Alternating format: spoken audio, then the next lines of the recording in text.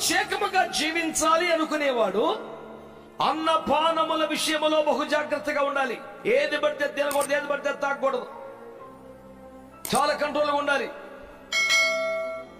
ఒకైనా TV స్టూడియోలో live లో బహిరంగ చర్చలో ఒక విగ్రహములు కల్పించినటువంటి ప్రసాదాన్ని ఏమవుతుంది తింటే నాకేమవుతుంది యేసు నామములో అని ప్రసాదం తినేసాడు. టీవీ లైవ్ చర్చలో, లైవ్ డిబేట్ లో. ఇప్పుడు అతను ఏం పాఠం చెప్పాలనుకున్నాడు?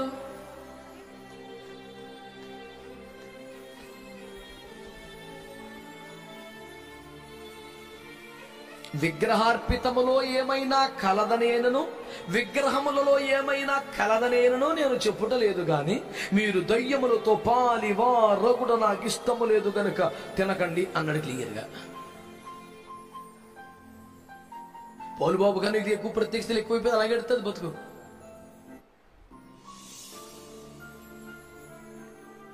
కృతజ్ఞతాస్తుతులు చెల్లించే పుచ్చుకొని ఎడల ఏది నిషేధింపదగినది కాదు, ఎలాగ దేవుని వాక్యం వలన ప్రార్థన వలన అది పరిశుద్ధపరచబడుచున్నది అని చెప్పి తినిచేశాడు. ఈ వాక్యాన్ని అడ్డం పెట్టుకొని విగ్రహార్పితం తినేసినోడు రేపు పొద్దున మందు కొట్టడా? ఇక్కడికి అడ్డు ఏముంది? ఏ పాపైనా ప్రార్థన చేసేసిన తినేడు. మా చిన్నప్పుడు కామవరప్పకోటకి చింతలపూడికి మధ్యలో ఆసన్న కూడా ఒక ఊరు ఉంటుంది. అందులో ఒక మహాభయంకరమైనటువంటి గజ దొంగ ఉండేవాడు. అతడు ఒక దేవాలయానికి వచ్చి దండం పెట్టుకొని కొబ్బరికాయ కొట్టుకొని ఇలాగాని బొట్టు పెట్టాడో ఒకడు చంపేసి వాడారు. దేవుడు దండం పెట్టుకుని చంపేచ్చా? అది భూమి మీద ఇంకెక్కడైనా చెల్లవుద్దామో ఏసై దగ్గర. దేవుడి పేరు చెప్పుకొని బైబిల్ చేతిలో పట్టుకొని పాస్టర్లం అంటూ బహిరంగ వేదికల మీద దేవుని గౌరవాన్ని తగ్గించే పిచ్చి పిచ్చి పనులు ఎవడు చేసినా వాడు శిక్షింపబడతాడు. అది మాట్లాడే నేనైనా మినహాయింపబడదు. రేమెట్టేస్తాడు యేసు ప్రభు. ఏం వెంటకారం కదా ఒక్కొక్కడికి. ఏం తమాషగా ఉందండి? దేవుని వాక్యమును కలిపి చెరిపడి పాపిష్టి ప్రయత్నం చేయొద్దు, మంచిది కాదని. దేవుని ఆలయమునకు విగ్రహములతో ఏమి పొందిక, క్రీస్తునకు బెలియాలతో ఏమి పొత్తు, వెలుగు చీకటికి ఏమి సంబంధం? ఇన్ని మాటలు మాట్లాడిన తర్వాత నువ్వేం పాపిష్టి పని చేస్తున్నావు కూర్చొని?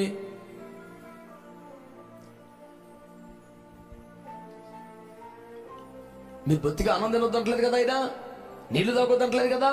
ప్రత్యేకముగా ఉండేవారు అపవిత్రమైన పదార్థములు, మద్యపానము గాని, విగ్రహార్పితములు గాని, చనిపోయిన కళేబరములు గాని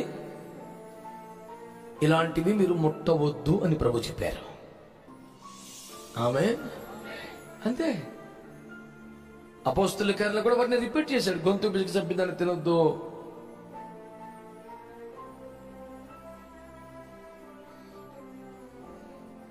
రక్తంతో కూడా వండిన పదార్థాలు తినొద్దు, రక్తాన్ని తినొద్దు. కొంతమంది కోళ్లు గాని మేకలు గాని కోసినప్పుడు పని కట్టుకుని రక్తాన్ని పట్టి రక్తాన్ని ఒక పదార్థంగా వండుకొని మహారుచిగా ఉంటుందని గొప్పలు చెప్పుకొని మరి లొట్టలేసుకొని తినేసే భక్తిహీన క్రైస్తవులు కుప్పలు తెప్పలు కలరు. మళ్ళీ వీళ్ళ పెద్ద బోడి వ్యవహారం ఏమిటంటే మీరు ఇంకా పాత నిబంధనలు పాటిస్తున్నారా? నూతన నిబంధనలు లాంటిది ఏమీ లేదే. మరి అపోస్తలుల గారు ఏ నిబంధనలు పెట్టేవారో నువ్వు తీసుకెళ్ళి ఎందుకే అంత నీడి పాత నిబంధన కొత్త నిబంధన తగులాడు. అసలు వీడికి ఏ నిబంధన ఉండదు, ఉంటిదే. వీడి తిండికి ఆగలేడు అంతే, ఏదో అడ్డం పెట్టుకుని ఎడుతాడు.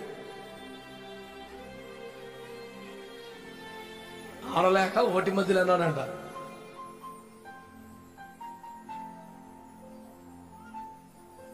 దేవుడు అసలు అన్నపానంలో దేవుడు చచ్చిపోని చెప్పాడా? తిందా కడుపు నిండా పిచ్చేసాలి ఇవ్వకు, కాకపోతే అపవిత్రమైంది ఏది అంతే.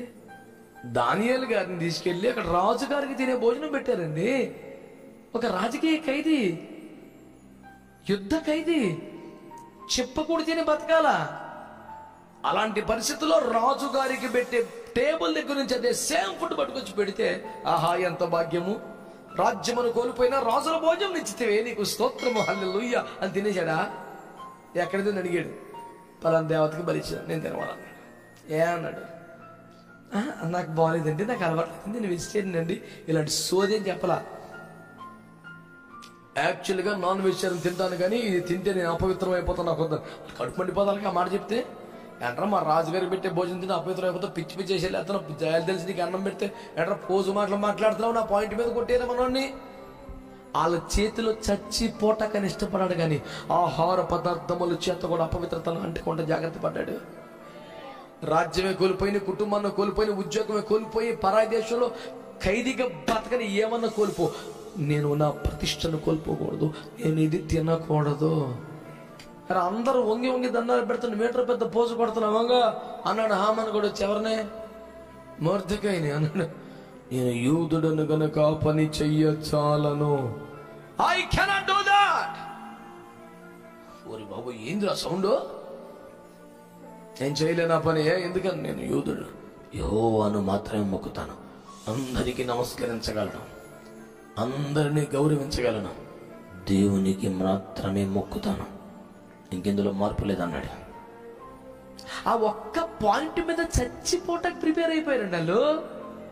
ఎందుకే అంత చేస్తాం పని, దండం పెడతాను పోదు కదా, అదాలు కుదరదు నాకు.